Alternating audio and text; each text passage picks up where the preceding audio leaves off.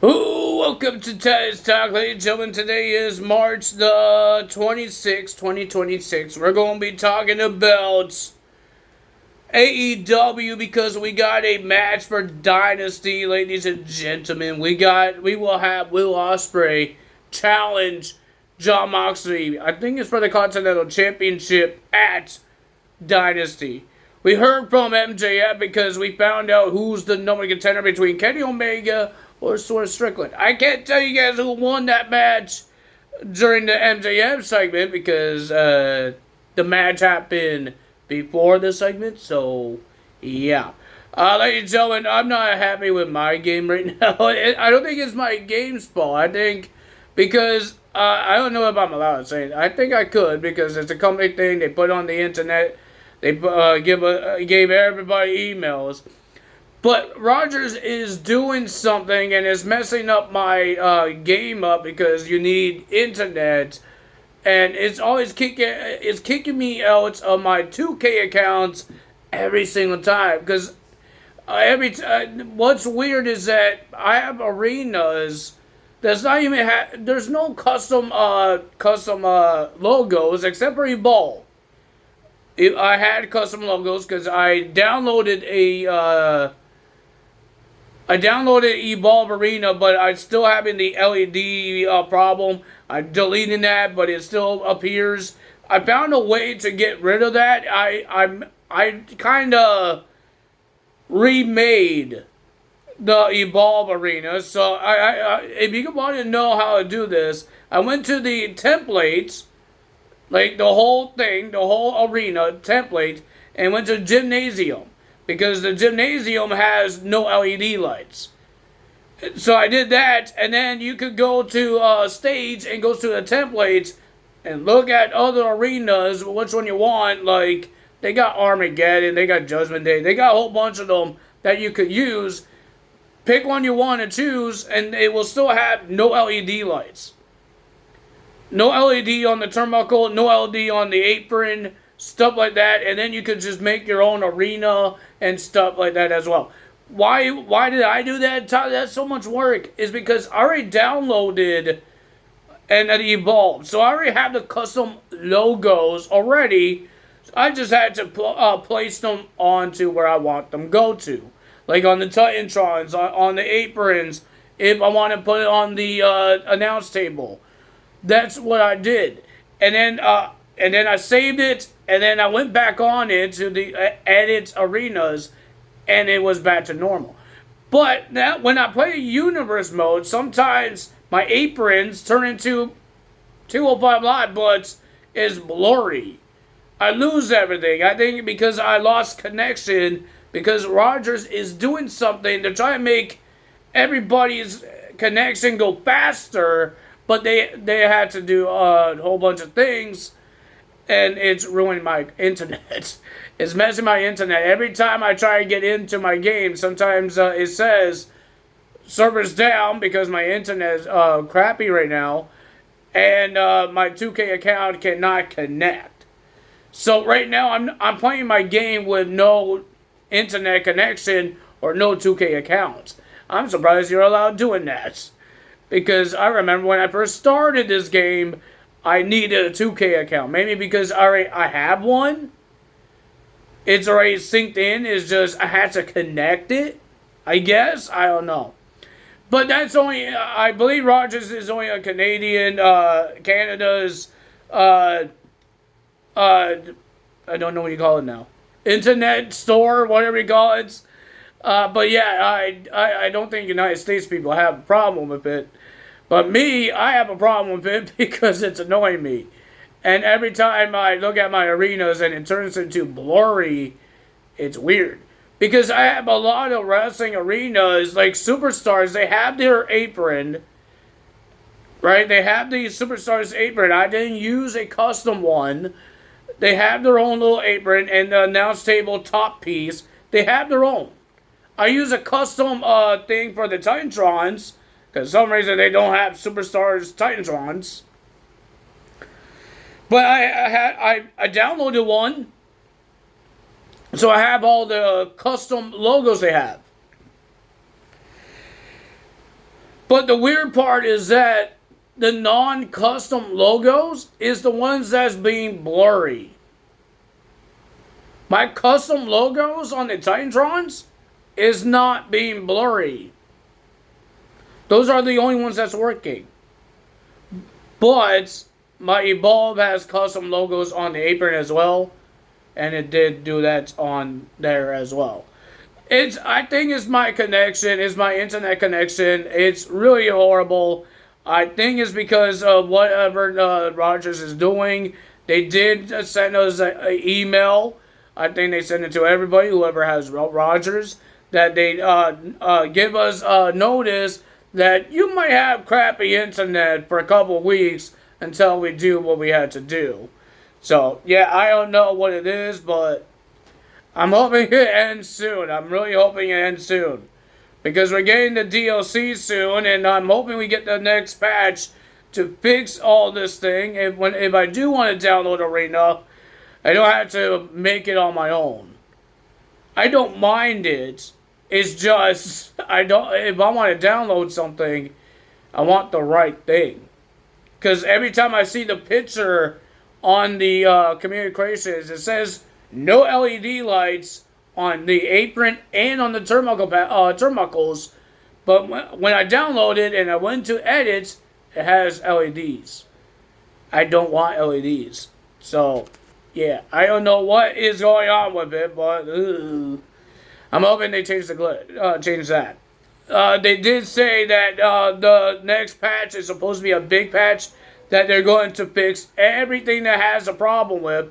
I don't think they're going to fix everything, but major problems they're going to fix. And I don't know when that is going to be. I'm hoping maybe in April, before the DLC comes. Maybe when we... this patch is here. That means the DLC's coming tomorrow. Maybe that's what they're going to do.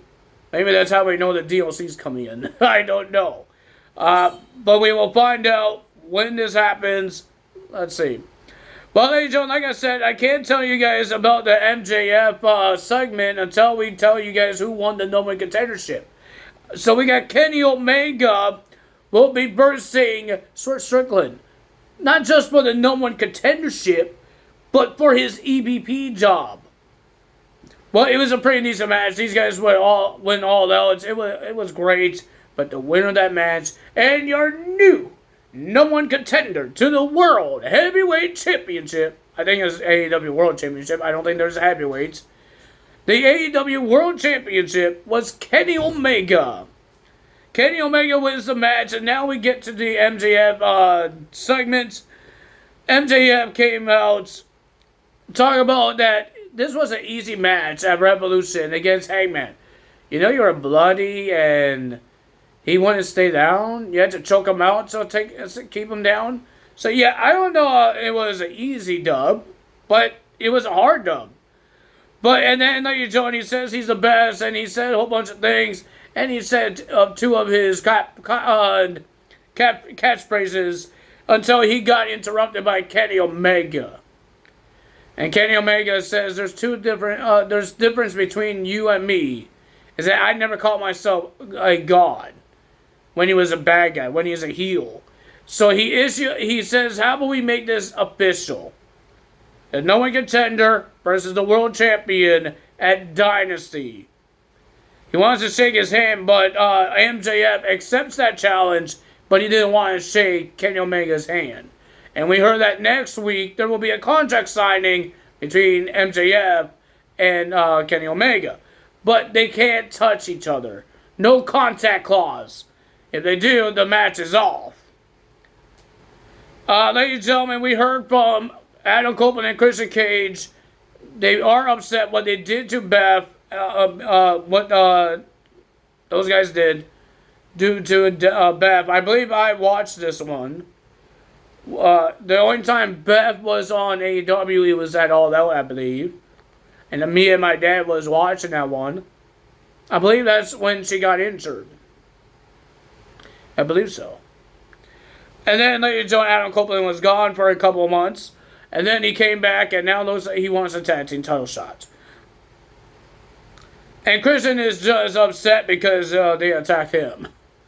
And Adam Cole is calling him an a-hole.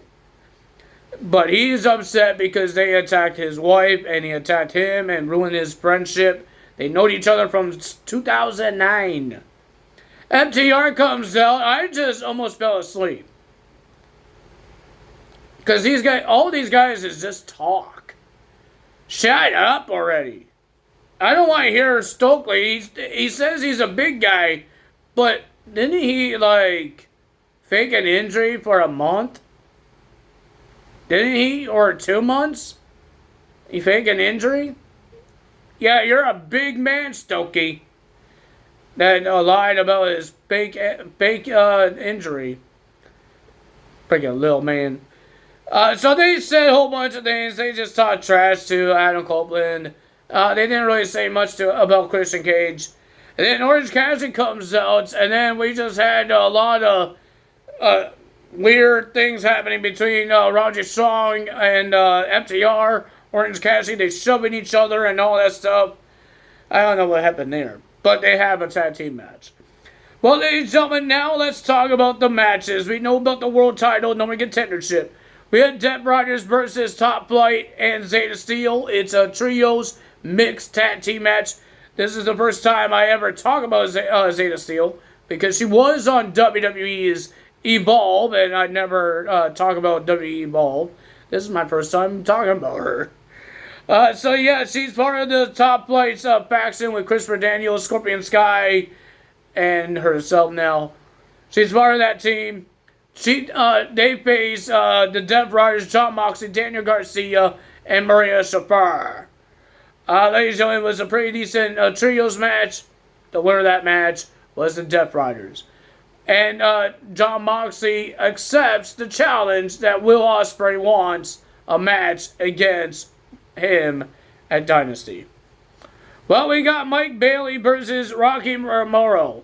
How are you trios champion if you're winning singles matches? I don't understand that. You're a trios champion, but you're in singles matches. I understand Mystico is in CMLL right now. I don't know he's still doing that because he is signed with AEW. But why not the tag team? I understand you have a problem with the Don Callis family. I understand that. But why? You're a trios champion. Shouldn't it be in tag team or trios action? I have no idea. But the winner of that match was Mike Bailey. And then we had the Dogs versus Orange Cassidy and Roderick Strong. Roderick Strong is probably part of the congregation, whatever it's called. He's part of the faction. How many more members they have right now? Who's left? I don't know who's left. I know Orange Cassidy is. Mark Briscoe, I haven't seen him around since he got attacked by Tommaso Ciampa. And he had that trios match with Young Bucks against, I think, Don Callis and Tommaso Ciampa. No, FTR and Tommaso Ciampa. There you go. I messed my head up there. But yeah, we haven't seen Mark Briscoe. And Willow Nightingale is doing her thing with Harley Cameron with the tag titles. They get a tag team title shot. They get the rematch against Lena Cross and Megan Bayne on Collision this Saturday. So yeah, a lot of things happening. But ladies and gentlemen, we had the Dogs versus Orange Cassidy and Roger Strong. Pretty decent match. But the winner of that match was the Dogs, David Finlay and Clark Connors.